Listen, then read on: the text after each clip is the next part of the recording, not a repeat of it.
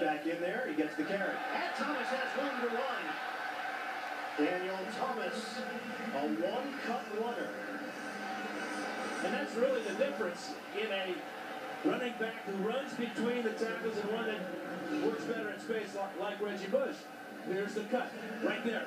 And then he uses his vision to see the backside of the defense and seeing that there's nobody home. Pretty good tackle there for the Texans. 23-year-old from Hilliard, Florida. The Big 12 newcomer of the year for Kansas State back in 2009 in the first out. Breaks a tackle. Thomas stays on his feet.